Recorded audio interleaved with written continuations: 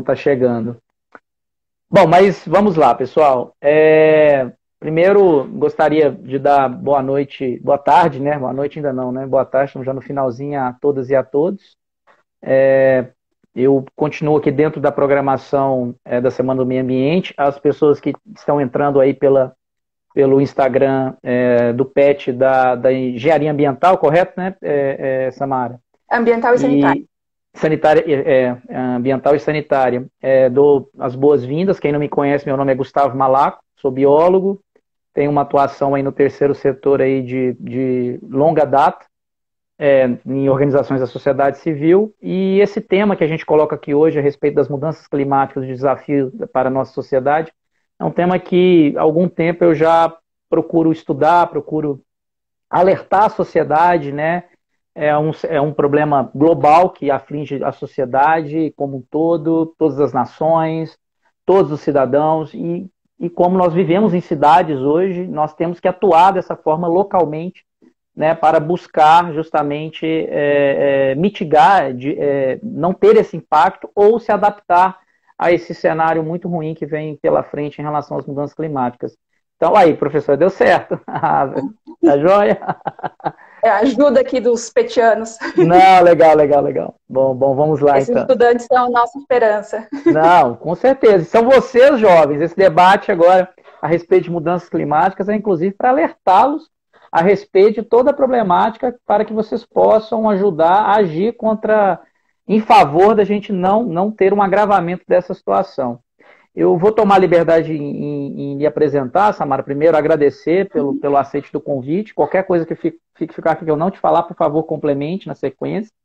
A professora pesquisadora Samara Carbone é engenheira química pela Universidade Federal de Santa Maria, mestre em meteorologia pelo Instituto de Astronomia, Geofísica e Ciências Atmosféricas pela Universidade de São Paulo, doutora em física pela University of Helsinki e pós-doutorado pela Universidade de São Paulo na área de Física e Química da Atmosfera. Atualmente, professora do Instituto de Ciências Agrárias da Universidade Federal de Uberlândia e coordenadora, né, do PET da Engenharia Ambiental e Sanitária.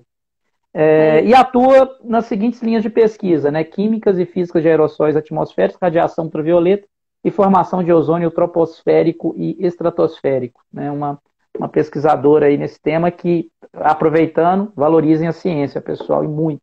Ainda mais nesse momento da Covid. Quer complementar algo, Samara? Fique à vontade.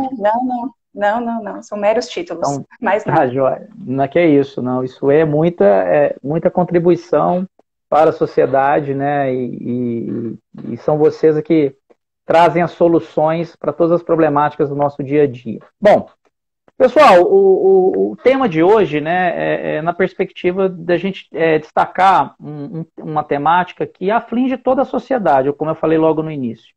Então, o aquecimento global, né, as mudanças climáticas, elas vão afetar as pessoas mais pobres, mais ricas, lógico que com mais intensidade aos mais vulneráveis, mas ninguém vai escapar dessa questão. Impacta a biodiversidade, impacta a produção de alimentos, né, impacta a economia, impacta o bem-estar social. Países como Bangladesh, por exemplo, que praticamente é um país em nível do mar, será severamente ameaçado. São milhões de pessoas, para onde que elas vão correr diante de um cenário de elevação dos mares?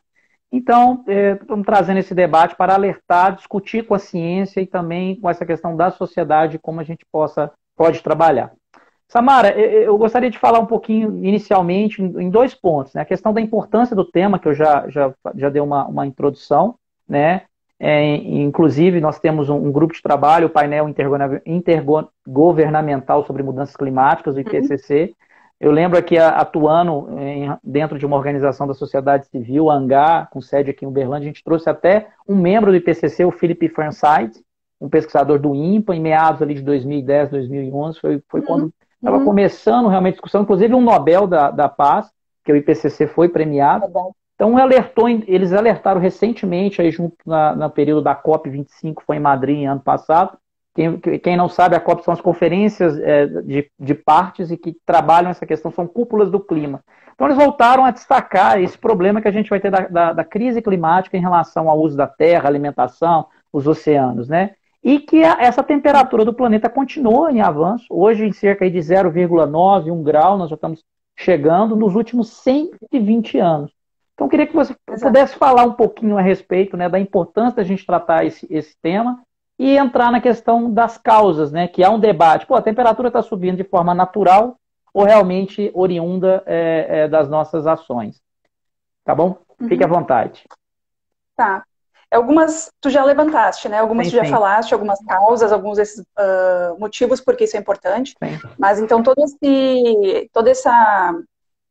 esses movimentos, né? Em especial, por exemplo, se a gente for falar em termos de Acordo de Paris, né? Acho que a gente vai falar um pouco mais depois disso.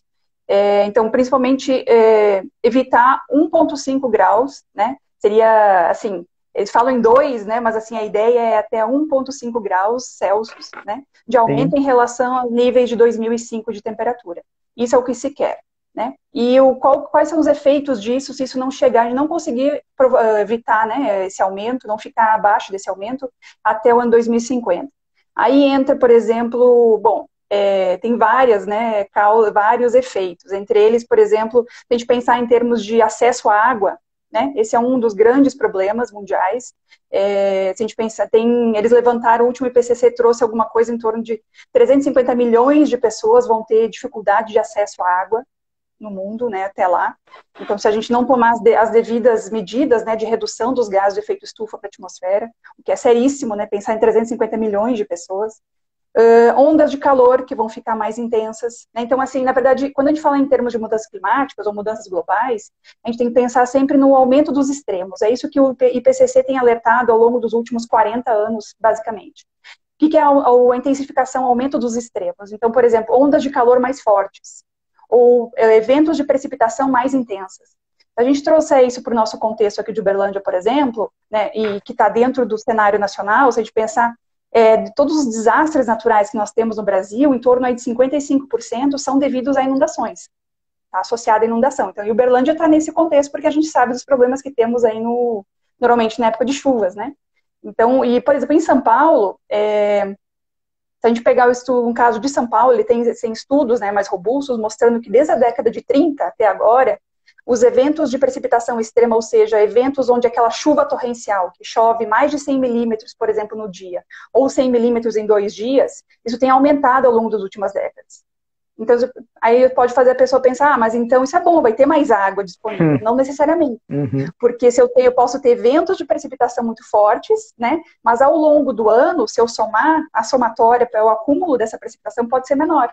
Então, eu posso ter menos água, porque, inclusive, o IPCC prevê, né, com esse aumento de 1,5 graus, por exemplo, a gente poderia ter períodos de estiagens, como é o nosso período que nós estamos agora, né, período da nossa seca, muito mais secos.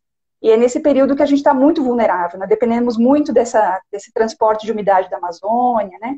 Então, são coisas desse tipo que nós estamos falando, são o aumento desses extremos que vão causar por exemplo, movimentos de migração climática, né? Teremos muitos refugiados do clima, então as pessoas fugindo, né, desse contexto, dessa situação de extrema, de chuvas mais intensas, de alagamentos, de seca, né? Se a gente fala em seca, a gente pensa em agropecuária, então a gente pensa, né, em agricultura, por exemplo, né, o produtor depende dessa chuva. Então, isso falar em água, né, em disponibilidade de água é algo muito, muito sério. Então, assim, esses são os mais importantes. Até me permita contextualizar algumas das informações. Quando você está falando em seca, Florianópolis, o estado de Santa Catarina, já tem de 20 dias de estiagem em um período que não é muito típico. Eles já, assim, a gente está tudo bem, está passando por período seco, mas eles estão passando por um cenário que não é típico agora, que é essa antecipação esse ano. Então, imagina o quanto que isso entra na questão depois. Inclusive, está tendo muitos incêndios hoje em Florianópolis. Quem pesquisar na internet vai encontrar. Quando você falou em relação à produção, a questão da seca, a produção de alimentos, hoje já tem áreas, por exemplo, do Mato Grosso do Sul, que não conseguem mais ter aquelas 2 safras. É um outro efeito da questão hoje climática dentro das cidades. E quando você destacou as inundações, enchentes, esse ano a gente tem um exemplo claro, que foi Belo Horizonte, região metropolitana de Belo Horizonte, Rio de Janeiro e São Paulo atingidos severamente agora no início do ano. Então é algo para que a gente possa refletir justamente desses extremos. Às vezes as pessoas falam, mas está ficando mais frio na Europa, bateu recorde de frio. Não, as mudanças climáticas é justamente nesses 2 opostos. né? Períodos mais secos e frios e períodos mais chuvosos, concentrados e, consequentemente, chuva concentrada e, consequentemente, com todos esses problemas. Foram dezenas de mortes no início desse ano. Uberlândia, por exemplo, como um exemplo, a gente teve uma inundação rápida ali na Rua da Carioca esse ano, tem um mês mais ou menos atrás, e em 2013 nós tivemos a última grande enchente dentro da Rondon Pacheco. Então são exemplos locais que nós precisamos contextualizar para demonstrar que isso é impacto em perdas humanas, que a gente não deve perder perdas humanas, por um processo que não é natural. E também todas as perdas econômicas.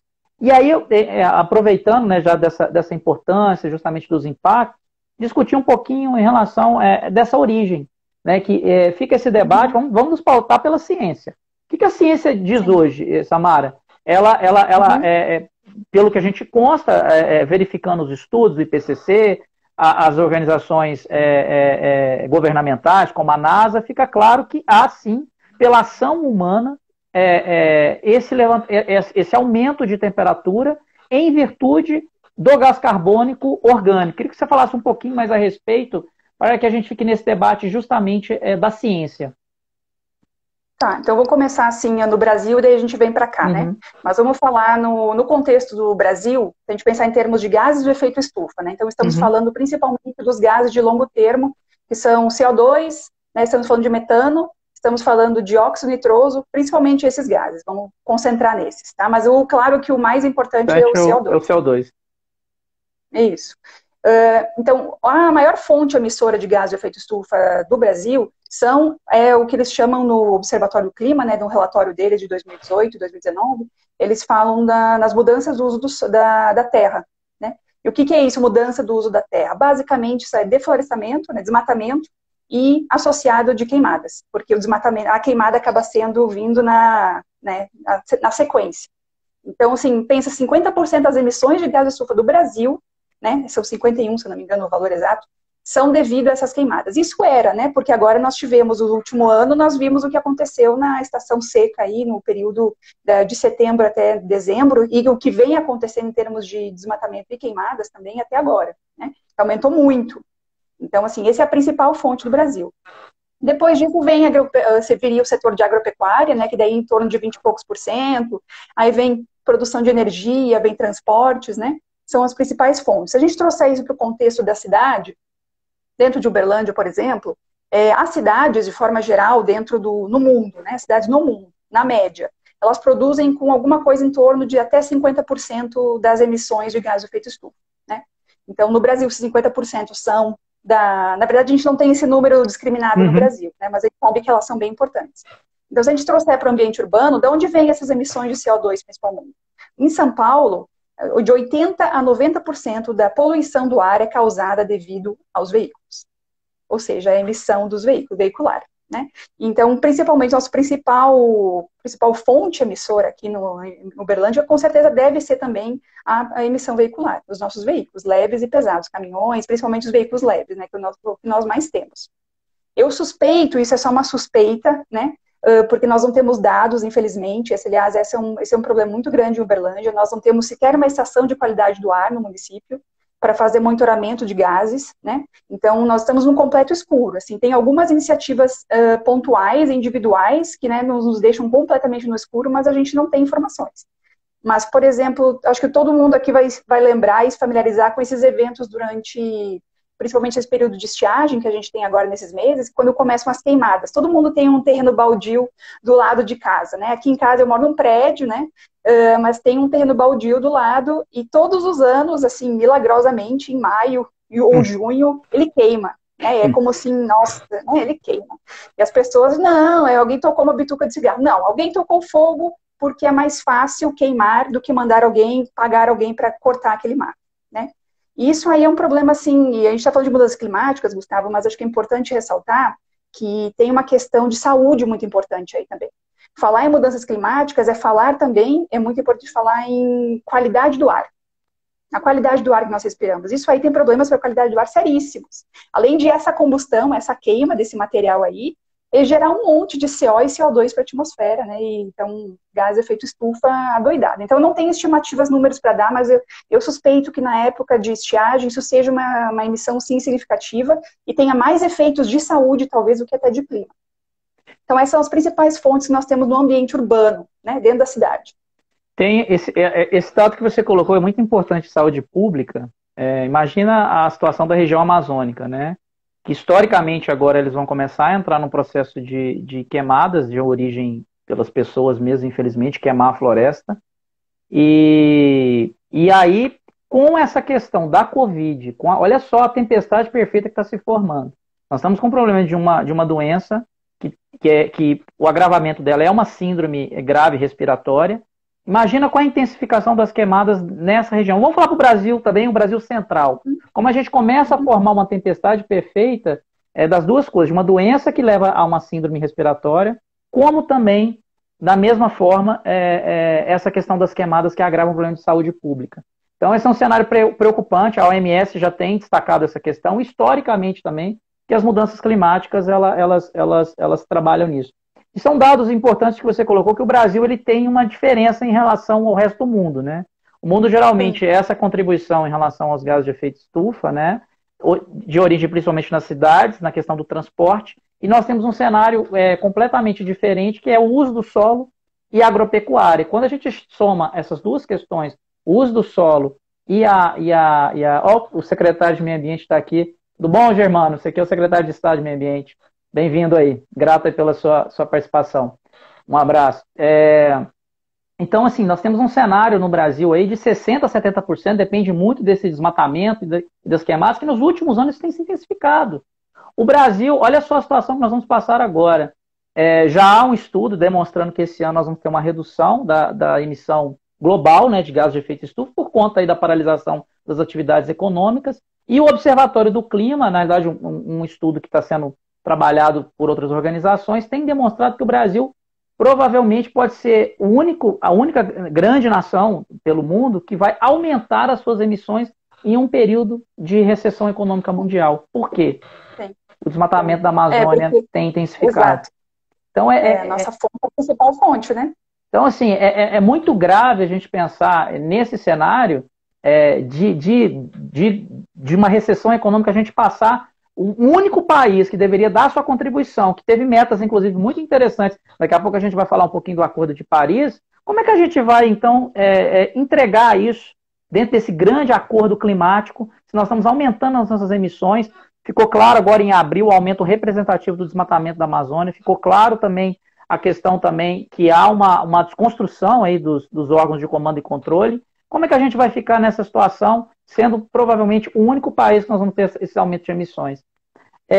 Vamos falar um pouquinho agora do Acordo de Paris, Samara, acho que é um instrumento importante, foi ratificado aí por 195 países, né, em 2015, em que eles vão justamente nesses compromissos que a gente começou a destacar no início, que é só minha colinha, que a gente, para falar bem direitinho o termo, né, que o aumento da temperatura média global tem que ser bem menos de 2 graus aos níveis pré-industriais, e a gente tem que ter esforços, né, para limitar o aumento de temperatura a 1,5 graus acima dos níveis pré-industriais.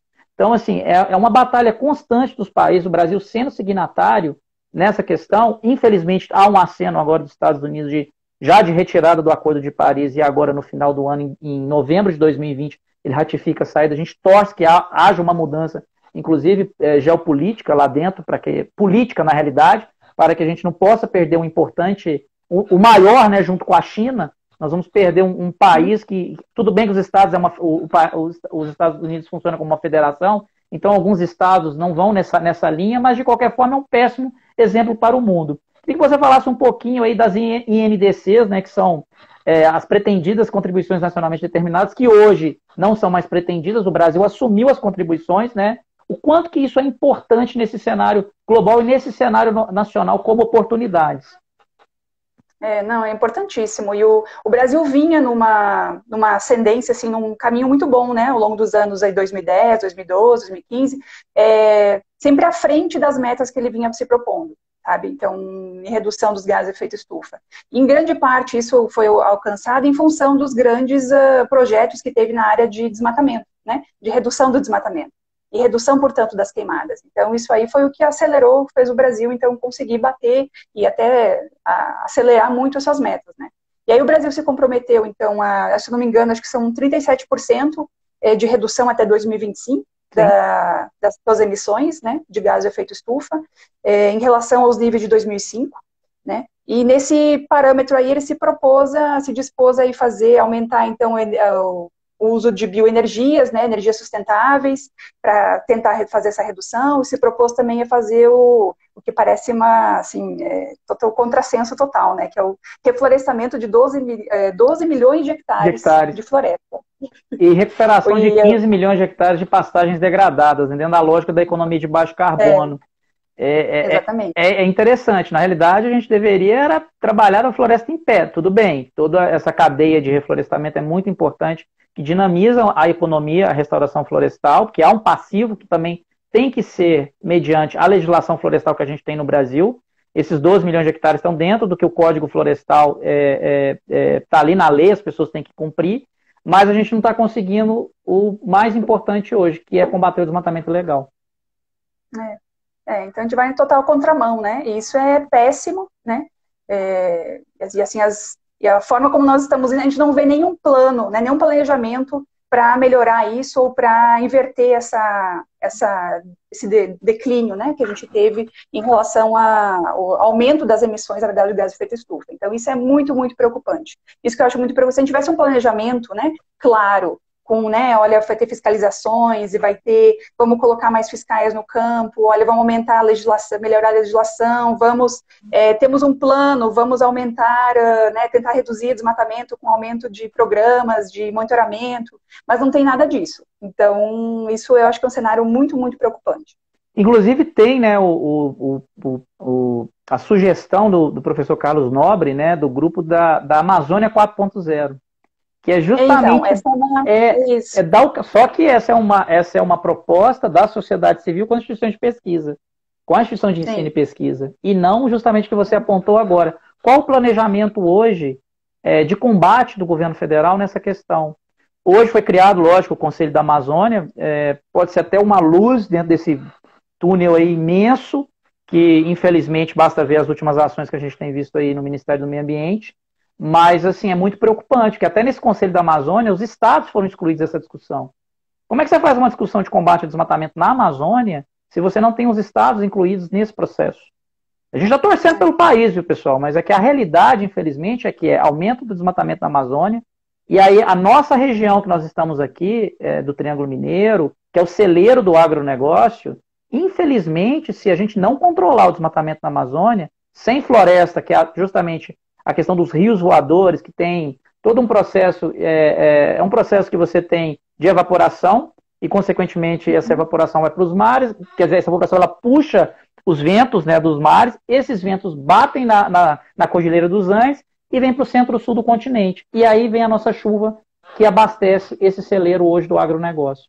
Sem Amazônia, pessoal, não tem celeiro do agronegócio. Nós vamos matar essa galinha dos ovos de ouro do agropop que fala no Brasil. Então a gente tem que se atentar muito nessa questão em relação ao desmatamento da Amazônia.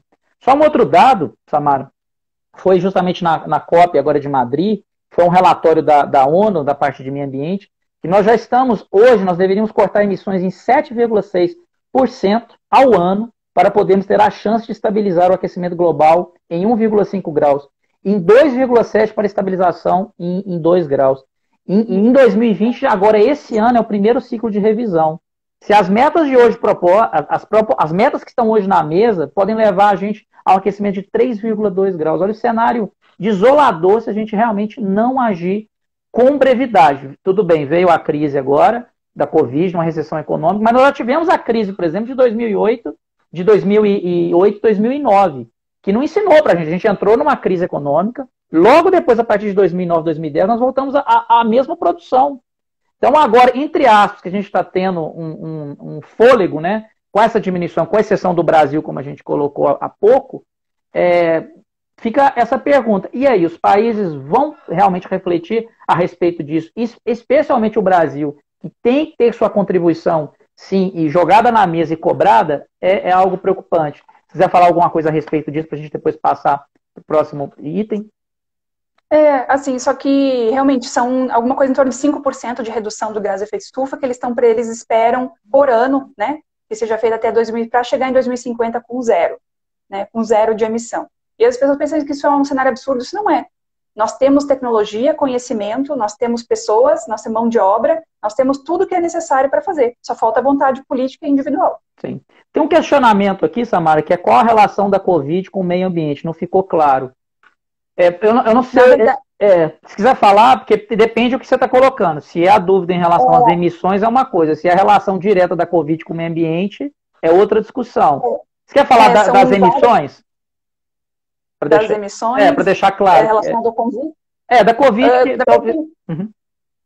Tem várias relações aí, né? Então, não sei exatamente do que a pergunta está sendo feita, mas, por exemplo, se a gente pensa em termos de meio ambiente, a gente sabe que as partículas que são emitidas, por exemplo, que a gente chama de aerossóis, né? São partículas muito pequenas, da ordem, por exemplo, se eu pegar um fio de cabelo meu e dividir 100 vezes, é desse tamanho que nós estamos falando, tá? Isso são emitidas por veículos, são emitidas pela formação, né, combustíveis fósseis, queima de combustíveis fósseis, são emitidas por indústrias. Tudo isso, essas partículas podem carregar, sim, bactérias e vírus, né, vírus como o da Covid, por exemplo, e aumentar a transmissão e o contágio, então, da doença. Isso sabe que isso pode acontecer. Essas partículas são carreadoras desses vírus, né? Essa é uma relação, por exemplo. A outra questão que talvez seja a dúvida, há uma relação direta da Covid com a questão ambiental, porque ela tem origem, justamente, possivelmente, com o contato de animais selvagens, né, no mercado, por exemplo, na China, por uso inadequado da nossa biodiversidade, para deixar bem claro, para não ficar uma coisa assim, os morcegos, o pangolim Não, nós aproximamos essa cadeia para dentro de um processo comercial predatório da biodiversidade, e aí sim essa relação muito íntima, assim. E nós podemos trazer outros coronavírus, inclusive na Amazônia. Ontem saiu um ótimo artigo, quem acompanha o ECO, a respeito da discussão dos frigoríficos na Amazônia, em relação à possibilidade de novos coronavírus. Porque imagina a Amazônia, o reservatório de vírus que temos lá. E quanto mais a gente aproxima dessa biodiversidade, mais o risco de você liberar esses patógenos, justamente com a proximidade desses animais e todo o processamento da carne nesse processo. Bom, Samara, queria novamente destacar, né, essa questão das oportunidades. Depois você poder falar um pouquinho da sua pesquisa. Eu verifico uma grande oportunidade em relação a essa discussão das mudanças climáticas. Quando a gente fala aqui, você falou um tema muito importante no município de Uberlândia, que Uberlândia não quantifica as suas emissões. E hoje você tem um fundo, ficou dentro do Acordo de Paris, uma construção de um fundo global da ordem de 100 bilhões de dólares para que as cidades, para que justamente os municípios pudessem ter acesso a esse tipo de investimento, né, em combate, em mitigação, em adaptação. São duas palavras muito importantes. E a gente aqui localmente não faz o nosso dever de casa, né? Se as cidades, como você destacou, têm a questão da mobilidade urbana, o transporte, na origem do carro individual, no gasto do combustível fóssil, por exemplo, e a gente não trabalha em políticas que diversifiquem justamente a diversidade dessa mobilidade urbana, de deixar o carro e ter o transporte público de massa, a bicicleta e por exemplo, o pedestre, como também um trabalho nos resíduos também, que a gente sabe que os próprios aterros sanitários, quando eles não utilizam esses resíduos na geração de energia, estão emitindo metano. Então, é uma grande oportunidade de empregos verdes, na questão da adaptação às cidades, na resiliência das cidades, a terem cidades mais permeáveis, cidades esponjas. Então, eu queria que também você comentasse um pouquinho da oportunidade econômica de melhoria de qualidade de vida, da gente ver isso, inclusive, no pós-coronavírus. Algumas, então, tu citaste, né, algumas delas. A questão do transporte público, eu acho que é uma questão muito importante, que pode ter muito investimento, eu acho que pode fazer muito emprego, né, porque a gente poderia investir em transportes de massa, né, poderia investir, por exemplo, em transporte individual, por exemplo, com bicicleta que fossem locadas, poderia ter um compartilhamento de veículos mais inteligente, né, porque que a pessoa precisa sentar num carro e ir para o trabalho e deixar o carro lá 8 horas sozinho esperando no estacionamento, né? Eu acho isso ridículo.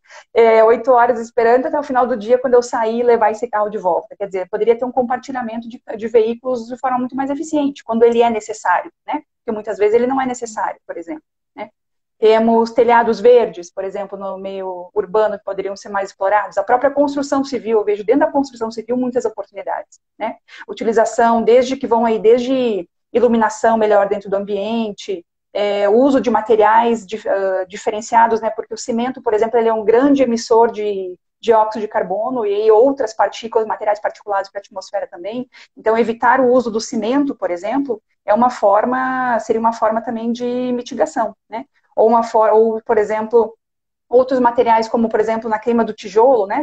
Existem construções aí, a bioconstrução, trazendo tijolos que não são queimados, né? Então, assim, eu acho que dentro da construção civil pode ter muita oportunidade, e dentro do transporte público também. São, assim, eu acho que talvez algumas dentro do ambiente urbano, né? Acho que talvez as que eu mais vejo, assim, não sei. Aí eu não sou dessa área muito de economia, né? Sim. Mas são, assim, acho que algumas das alternativas que a gente tem à frente. Não, e também todo o investimento de economia de baixo carbono, né? De você trazer para o município um outro tipo de desenvolvimento. Então, a nossa região aqui do Triângulo Mineiro, basta andar um pouquinho aqui, verifica as pastagens degradadas, verifica a falta de vegetação nativa, o não cumprimento do Código Florestal e, consequentemente, são oportunidades econômicas dentro do cumprimento da lei para que você possa, então, mitigar e adaptar. Essa é uma outra cadeia, trazer justamente a questão da agricultura de baixo carbono. Você tem uma produtividade em um menor tamanho, que você não pressiona aí os ambientes naturais e, consequentemente, produz com mais eficiência. E integrando a questão da lavoura, pecuária e floresta dentro do processo. Nós estamos falando, gente, o Plano Safra em 2018 foram 200 bilhões de reais de crédito aí, de empréstimos a todo o setor. Às vezes esses empréstimos são nem pagos pelos produtores rurais. Boa parte deles já aconteceu muita anistia nesse país. Então esse é um debate importante porque há um cálculo que, na realidade, a gente precisaria para os 12 milhões de hectares de restauração florestal, salvo me engano pelo Instituto Escolha, cerca de 60 milhões, isso num prazo de 15 anos. Então, olha só, em um ano que a gente tem de plano safra, nós estamos falando que em 15 anos, agora 10 anos, né, porque agora diminuiu essa janela, 10 anos aí nós teríamos que ter um investimento mais ou menos do governo federal aí de 6, 7, 8 milhões por ano para a gente avançar nessa questão da restauração florestal. Lógico, aí tem outra questão das pastagens degradadas, que é um investimento maior. É um investimento maior, mas assim, nós temos que colocar política pública e ciência.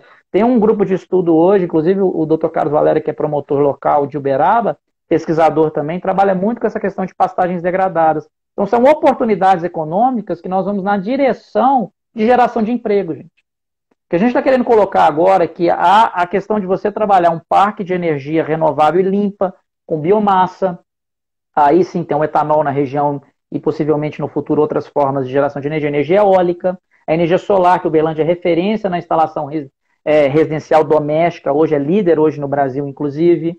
Então isso são empregos. A Samara já discutiu, já destacou a questão dos telhados verdes, das calçadas permeáveis. Né? Isso tudo vai dentro de uma lógica de novos empregos sustentáveis que vão se manter ao longo do tempo. Então nós temos que pensar muito nessa saída econômica. Samara, queria que falasse Desculpa. Não, eu ia dizer da falta de ambientes verdes, né, dentro do ambiente urbano que nós temos, né? Sim. É muito importante lembrar que esses ambientes verdes, e quando a gente fala essa coisa da substituição de uma floresta, por exemplo, nativa por uma pastagem, nós estamos falando de estoque de carbono, modificação do estoque de carbono. Né? Isso é uma discussão importante também. Eu não sei se as pessoas têm essa noção de que, quando nós estamos falando de aquecimento global, o grande problema aqui em questão é que nós estamos pegando carbono que estava armazenado no subsolo, né, lá por milhões de anos, foi formado, né, ao longo de milhares de anos, e estamos tirando e liberando isso para a atmosfera. Então, ele estava num compartimento terreno, né, lá no subsolo, armazenado, e nós tiramos isso e queimamos ele e jogamos isso para a atmosfera. Esse é o problema. Então, por exemplo, o uso de florestas, de reflorestamento,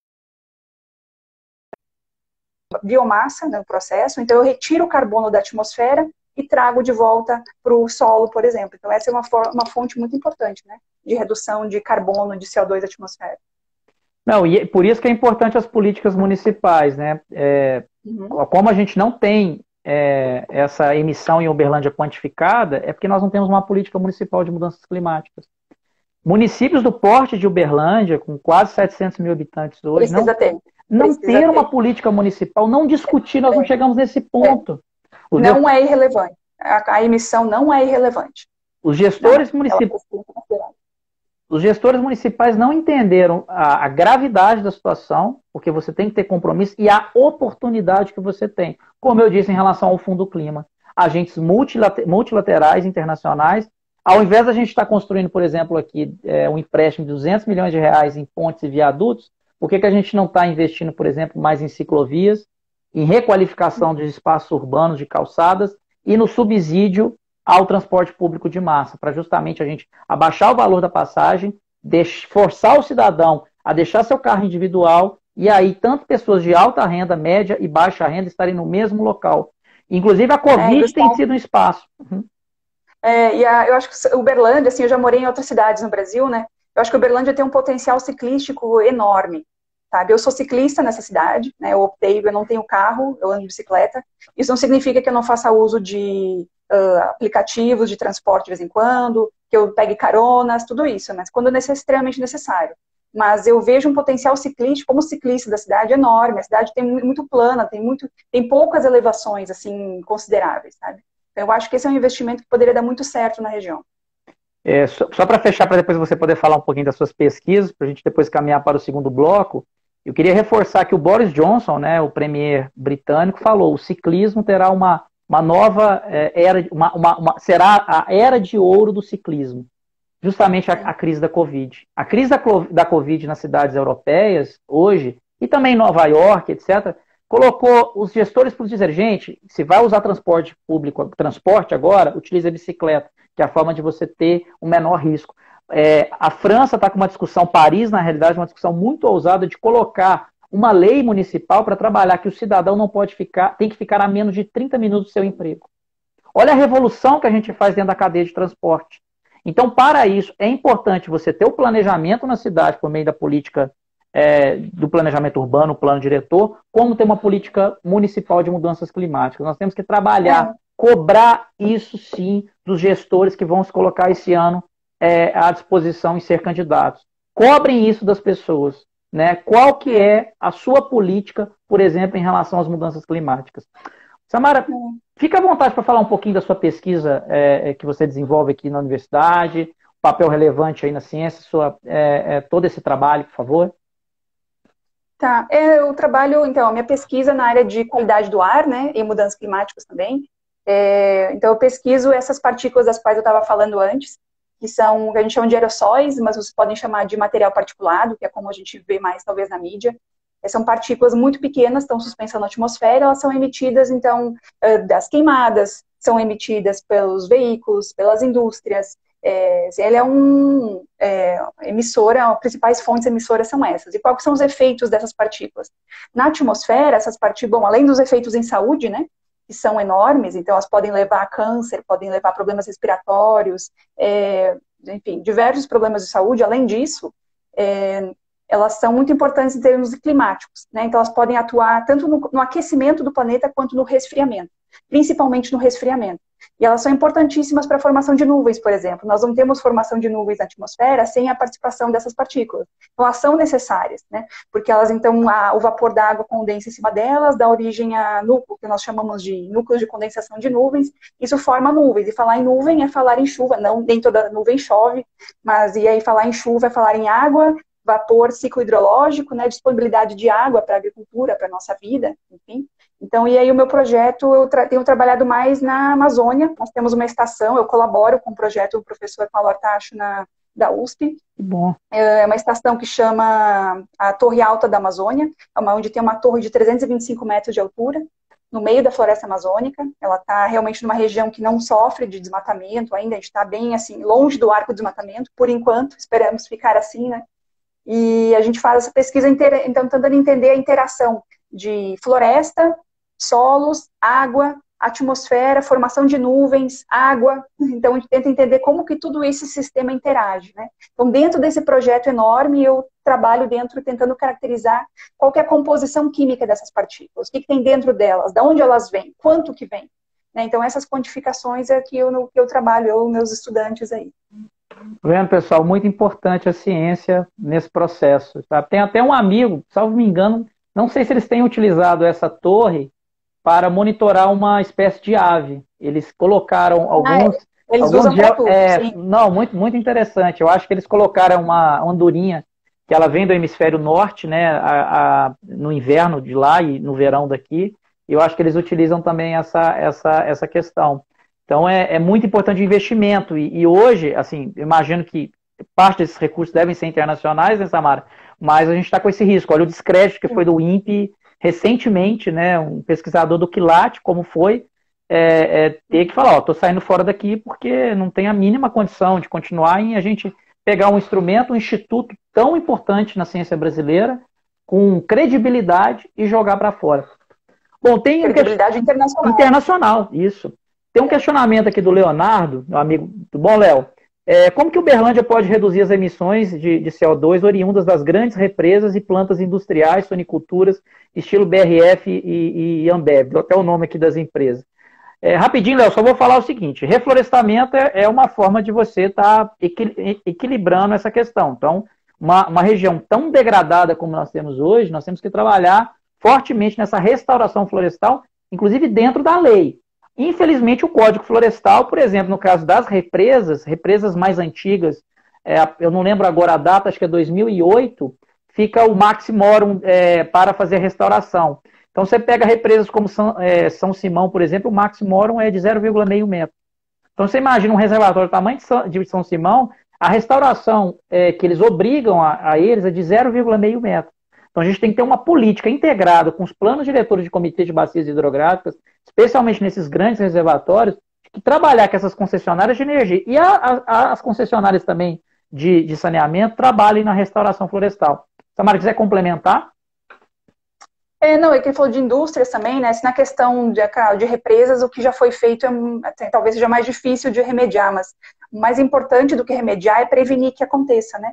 Então, em termos, quando a gente fala de indústrias, emissões industriais, a gente precisa pensar na não emissão desses gases e não no como tratar eles depois. Então, Sim. Nós precisamos investir em pesquisa, precisamos investir, né, em formas de processos diferentes, né, industriais, mais nesse sentido, porque o reflorestar, ele equilibra, mas ele não resolve, por isso a gente continua emitindo.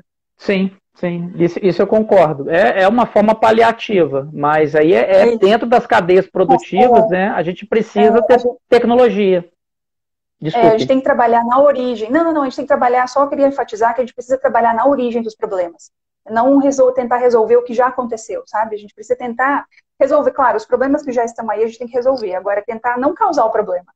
Eu acho que nossas medidas são muito no sentido de remediar e não de prevenir. É a mesma história da drenagem pluvial, né? Que o deputado Rodrigo Agostinho entrando aqui também, que é o presidente da Comissão de Meio Ambiente do Congresso, sempre gente muito boa entrando aqui no nosso espaço. E é igual a drenagem pluvial urbana, né? A solução é jogar água rápida para dentro do rio, ao invés de lá no início do problema, né? Você trabalhar a permeabilidade. E aí a gente entra na palavra adaptabilidade. É uma outra palavra forte dentro de uma política municipal de mudança climática, uma política nacional de mudança climática. Nós temos que nos preparar justamente para esses eventos severos que vão continuar. É lógico, pela mitigação a gente evitar que eles agravem, mas o que já ficou, infelizmente, todo ano nós vamos ter, nós temos que requalificar o espaço urbano em onde nós residimos. E no espaço rural, trabalhar que você não tenha intensificação do desmatamento, que aí você está justamente mitigando, né, deixando o estoque de carbono ali no solo e, consequentemente, realizar a revegetação diante da lei do que é exigido. Nossa, muito bom. Quanto tempo que a gente já está aqui? Deixa eu só confirmar para... Já são 18... Não, já tem... O papo está tão bom aqui, tem quase 40 minutos. Eu vou passar, eu acho que já para o Marcos, né? Nós fizemos um pacto aí mais ou menos de uns 40 minutos. Queria ter mais, eu estou vendo se tem mais algum questionamento. Acho que teve uma pergunta que eu vi passando rapidinho sobre dengue. Foi o próprio Marcos, assim, né? Que ele... Eu não sei quem foi que falou. Eu acho que foi o Marcos. Só uma associação com clima e dengue, né? Então, assim, a ideia é que com as mudanças climáticas, se aumenta a temperatura, aumenta o calor, né? A temperatura, aumenta os máximos de temperatura, e se aumenta a precipitação, então isso poderia aumentar vetores desse tipo. Então, eu posso aumentar a transmissão desse tipo de doença por aumento proliferação do mosquito, né?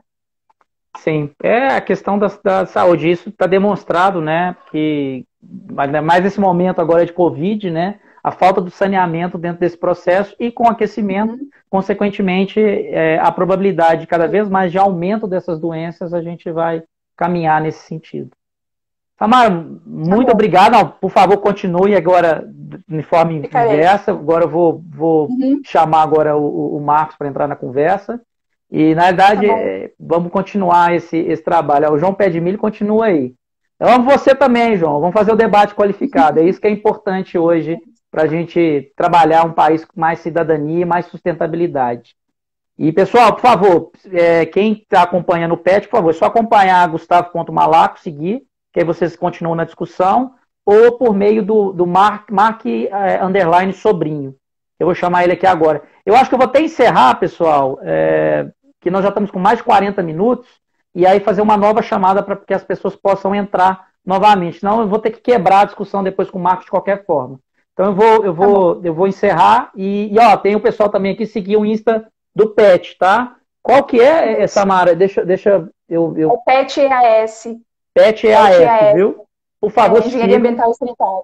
Por favor, sigam também, viu, pessoal? Então, vou encerrar aqui agora, vou jogar essa palestra para o IGTV, caso não dê nenhum problema, que eu perdi uma palestra na semana passada, infelizmente, mas hoje eu vou compartilhar isso no IGTV para que vocês possam seguir depois. Tudo bem? Samara, muito obrigado pela discussão de alto nível, riquíssimo. Espero contar com você em outros momentos também, para que a gente possa, inclusive, construir políticas públicas aqui em Uberlândia, nessa perspectiva desse cenário climático. Pode cobrar, hein? Pode cobrar, hein? Pode cobrar os nossos gestores é muito importante nessa situação. Tem que cobrar os servidores públicos cada vez mais, prefeito, vereador e quem está ali servindo a população. Lembre-se disso.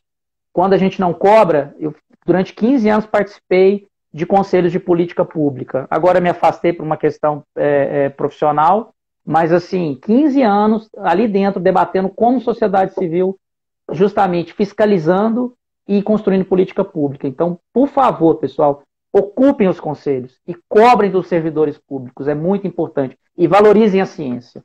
Tá bom? Vou encerrar aqui, a gente já continua, poucos minutinhos. Obrigado, Samara. Obrigada. Muito obrigado. Tá, Gustavo. Obrigada. Continuamos aqui. Tchau, tchau. Até mais.